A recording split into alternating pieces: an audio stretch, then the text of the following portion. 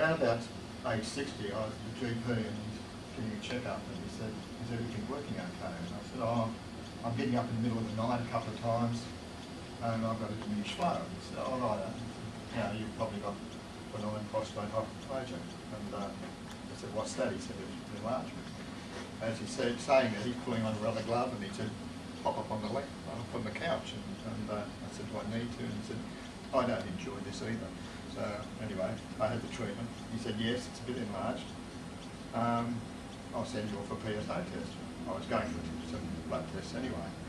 And so he ticked the PSA box and came back. I rang up and he said, "Yeah, it's about 2. He said, "Yeah, that's acceptable for bloke your age." And he said, "Well, monitor on a regular basis." And I've got high blood pressure, so I go along every 6 months just to get a repeat of the medication. So every 6 months he checked me out, and I got a PSA test, and it slowly over a 2-year period rose from 2 up to about 3.5. And when it got to 3.5, he said, "I think I'll flick you off to a urologist," and who did the same thing. And it got up to 4.5 and then dropped back to 4. And the urologist said, "I don't like this. It shouldn't be bouncing around. It shouldn't go down. It should go." Aaron said a slow progressive curve. And anyway, he said, "I think I might do a biopsy," which is something that no one should look forward to, believe me. And it's done through your rectum, and it's a small apparatus that takes samples of your prostate, and they go away, send it away to a pathologist and get it fixed. And part of when he said, "I'm going to do this," he said, "You better bring someone to drive you home." And I said, "Oh, I'll be right." Anyway, you come out after this minor procedure, they call it, shattered. And anyway, I went home and I was semi-retired at that stage, and I sat in the chair for a while and got over it, and then a week later went along and he said, "Your results have come back positive." Well, that wasn't what I was expecting. I thought I just had an enlarged prostate.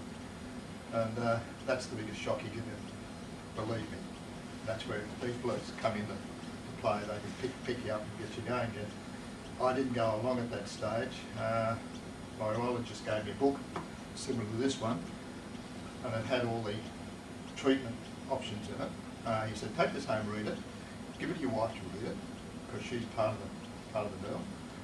Women are the medical managers of the family. They know who's had chicken pox and who's had the measles and who's had this, and so they're the ones that chase you along." Said, "You haven't been to the doctors for a while. I think you should go have a checkup."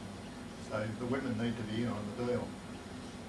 Anyway, I read the options and I came back and I said, "Right," I said, "My main criteria is I don't want to be a little old man standing in the corner cleaning himself. And one of the things is you become incontinent." He said, "Well, righto." He said, I said, "I certainly don't want surgery, major surgery." He said, "No, you don't need surgery for the type of cancer you've got or where it is." He said, what do you think you need?" I said, "Well, out of all of these treatments, I think radiotherapy is probably the way I should go." And he said, "Well, that's the one I've chosen for you anyway." So I went over to the Mater Hospital, bearing in mind that my prostate's enlarged and it clamping off the urethra. When they start giving you radiation, things swell up. So the urethra closes up, so they've got to stop the treatment, send you off for a rebore, which isn't a pleasant operation either. It sounds so nice. He said, "I'll book you in for a rebore," and I said, "I've got a spare battery for a Makita drill in case it goes flat halfway through the operation." He said, "Don't worry," he said, "we've got plenty of spares." So I had that, and then also they've refined the radiation to a degree now where they can pinpoint certain cells. Now, as Aaron showed you, there's a lot of things down there which I didn't pay particular attention to when I was doing biology at school.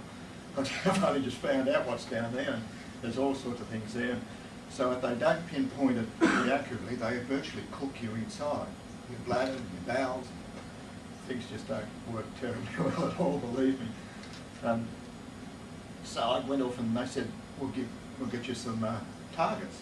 I said, all right, this is targets. They're 4 gold, about the size of a full stop. They up your behind again.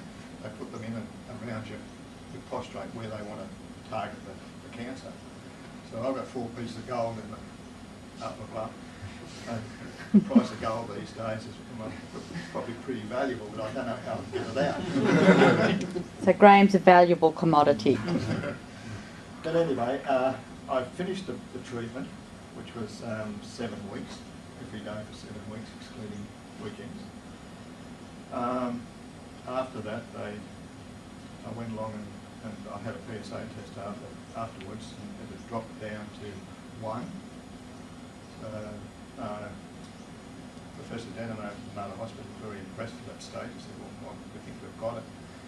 He said, well, we need to do another one, which they did, down below 0.5, I think, at the moment. So basically we've got it all. Now, the only thing I can reiterate, which Aaron just said, is get in and start finding out what's going on. There are a few things that it does affect. It affects some of your performance, but at 60, it's not quite as important as it used to be, believe me. It only happens on birthdays and wedding anniversaries and Christmas. Everything they tell you is true. Make the most of it while it all works. So you're 300 years old now, you have 5 birthdays a year.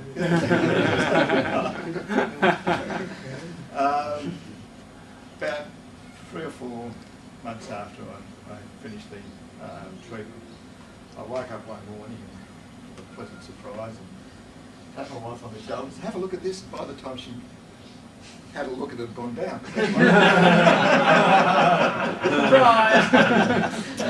I told my urologist, and he said, that's great news. He said, he said, we haven't done any damage. He said, it's working. So believe me, it does. It's a bit of a slow period, but things come back.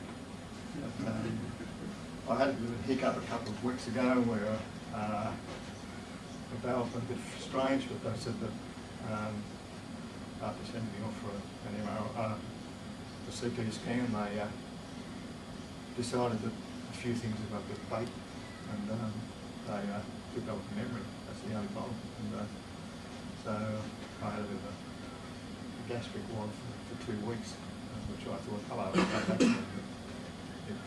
it's all. I think these days I'm a survivor in inverted commas. But anyway, if there's any questions, I'll answer any. I can only talk about radiotherapy, none of the other treatments. I can tell you what the big boys like, but anyway, I don't recommend it to any of you blokes say one. But that's about the limit, and I can just tell you what my own experience is.